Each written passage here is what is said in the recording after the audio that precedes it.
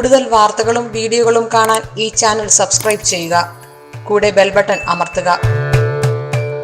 Asia live ടിവിയിലെ feng shui പ്രോഗ്രാമിലേക്ക് ഏവർക്കും സ്വാഗതം. നമുക്ക് വീട്ടിൽ ഏറ്റവും പ്രധാനമായിട്ടുള്ളൊരു സ്ഥലം എന്ന് പറയുന്നത് കിച്ചണാണ്. പ്രധാനമായിട്ടുള്ള സ്ഥലം എന്ന് പറഞ്ഞാൽ പ്രധാനമായിട്ടുള്ള സ്ഥലങ്ങളിൽ ഒന്ന് കിച്ചണാണ്.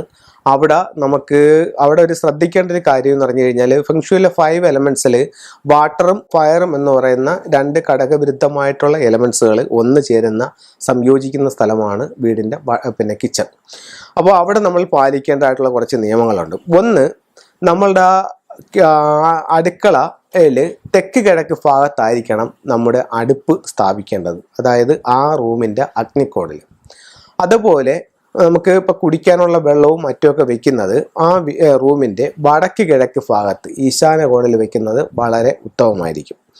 അതുപോലെ ഈ വെള്ളവും തീയും ഒരേ രേഖയിൽ വരരുതെന്ന് പറയുന്നുണ്ട്. ഞാൻ ഈ പറഞ്ഞ മെത്തഡ് ഉപയോഗിച്ച് ചെയ്യുകയാണെങ്കിൽ ഇത് രണ്ടും ഒരേ രേഖയിൽ വരും. അത്തരം വരികയാണെന്നുണ്ടെങ്കിൽ ഇതിൻ്റെ ഇടയിൽ ഒരു വുഡ് പീസോ അല്ലെങ്കിൽ ഒരു പ്ലാന്റോ വെച്ച് അതിനെ കറക്റ്റ് ചെയ്യേണ്ടത് അത്യാവശ്യമാണ്.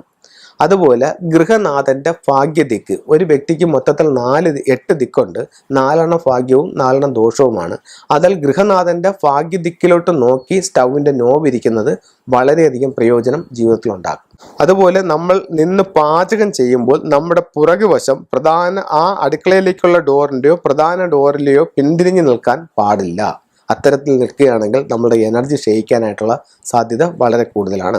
അടുക്കളയിൽ ശ്രദ്ധിക്കേണ്ട മറ്റൊരു കാര്യം എന്ന് പറയുന്നത്, അടുക്കളയിൽ ഫയർ എനർജി ഓൾറെഡി ഉണ്ട്. അപ്പോൾ കൂടുതൽ ഫയർ എനർജി അടുക്കളയിൽ നല്ലതല്ല. അതുകൊണ്ട് റെഡ്, ഓറഞ്ച്, പിങ്ക് എന്നീ നിറങ്ങൾ അടുക്കളയിൽ നിന്നും പരമാവധി ഒഴിവാക്കേണ്ടതാണ്. ഇത്തരം നിറങ്ങളുടെ അതിപ്രസരം അഗ്നിബാധ ഉണ്ടാവാനുള്ള സാധ്യത അടുക്കളയിൽ സൃഷ്ടിക്കുന്നതാണ്. അതുകൊണ്ട് ഇത് വളരെ ശ്രദ്ധിക്കേണ്ട ഒരു കാര്യമാണ്.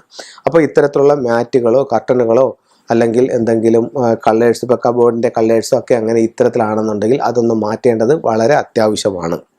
അതുപോലെ നിങ്ങൾ ശ്രദ്ധിക്കേണ്ട മറ്റൊരു കാര്യം, നമ്മൾ നിത്യോപയോഗ സാധനങ്ങളുടെ കൂട്ടത്തിൽ ഒരിക്കലും അടുക്കളയിൽ മെഡിസിൻസ് ഉപയോഗിക്കാൻ പാടില്ല. മെഡിസിനോ ടാബ്ലറ്റോ അടുക്കളയിൽ വെക്കുകയാണെങ്കിൽ ഭക്ഷണം കഴിക്കുന്നവർക്ക് ഉള്ള കാലം മെഡിസിൻസ് ഉപയോഗിക്കേണ്ട ഒരു അവസ്ഥ ഉണ്ടാവും.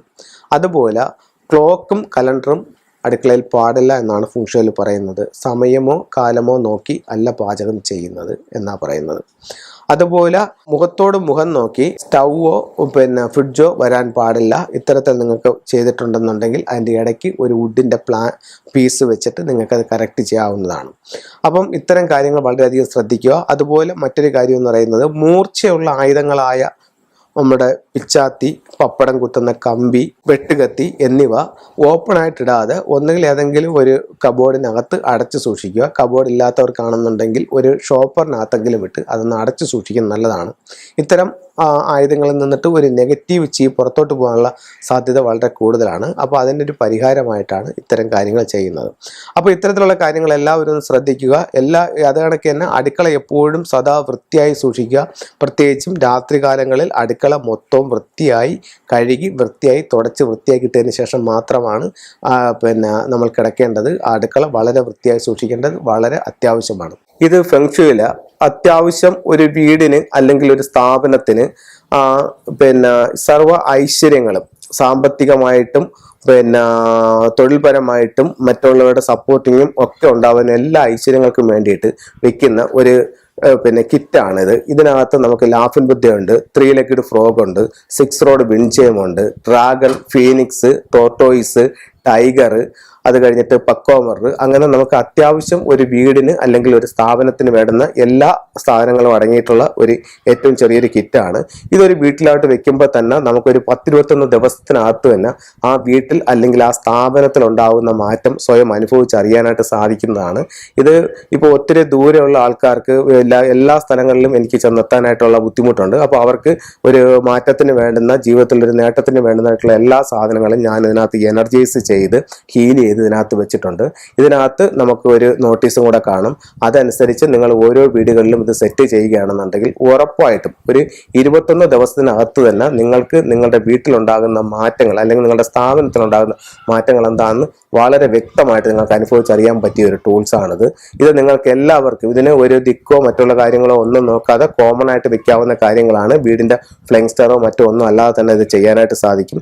അപ്പോൾ ഇത്തരത്തിലുള്ള ടൂൾസ് താല്പര്യമുള്ളവർക്ക് എന്നെ ഉറപ്പായിട്ടും കോൺടാക്ട് ചെയ്യാം. അപ്പോൾ ഇത്തരത്തിലുള്ള സാധനങ്ങളെല്ലാം എനർജൈസ് ചെയ്ത് ഞാൻ നിങ്ങൾക്ക് അയച്ചു തരുന്നതായിരിക്കും.